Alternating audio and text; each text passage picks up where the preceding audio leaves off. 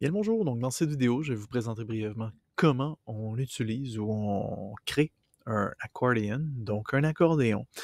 On dit accordéon pour la simple et bonne raison que lorsqu'on clique sur un des éléments qu'on aura préconfiguré, il se déploie tel un accordéon qu'on étire, tout simplement.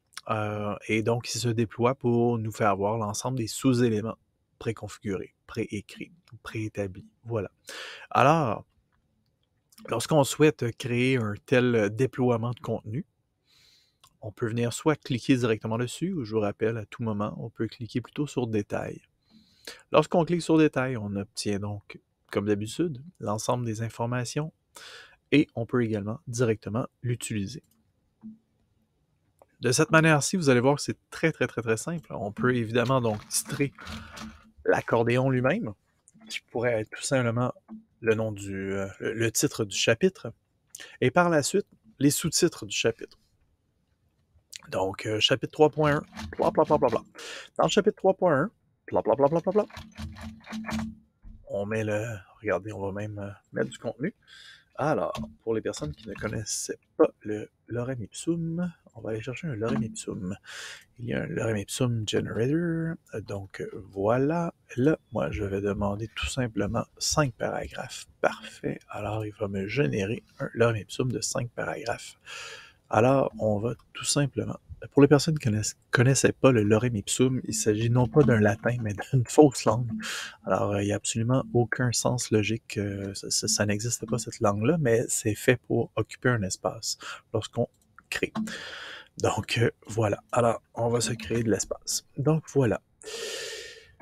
Alors, voilà. À partir de ce moment-là, donc, on peut ajouter des panneaux. Add panel. Donc, on vient ajouter des panneaux. Alors, on titre le second panneau, bla bla bla. On ajoute un autre lorem ipsum. On ajoute un autre panneau, bla bla bla. Et on ajoute encore une fois un lorem ipsum. Et là, je pourrais continuer encore longtemps. Alors, disons chapitre 3.1, chapitre 3.2, chapitre 3.3, et nous avons donc le contenu qui va pouvoir se déployer. De cette manière-là, donc, on pourra avoir un contenu, disons visuel, hein, visuellement en fait très léger, et sur lequel on pourra donc cliquer sur chacun des panneaux, comme ils disent, donc sur chacun des sous-chapitres, 3.1, 3.2, 3.3, etc. Et on pourra donc avoir le contenu qui se déploiera sans problème.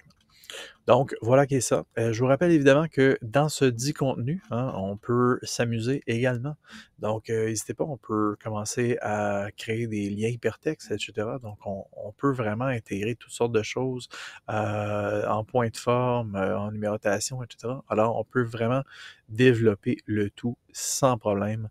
Il y a toutes sortes de choses qu'on peut intégrer de cette manière-là.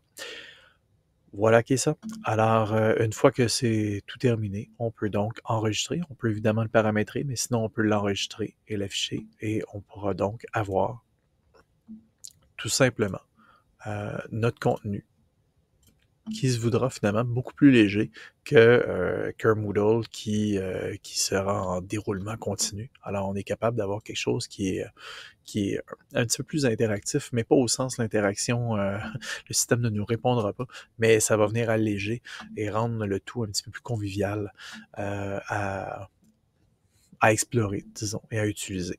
Voilà, merci beaucoup. Bonne journée.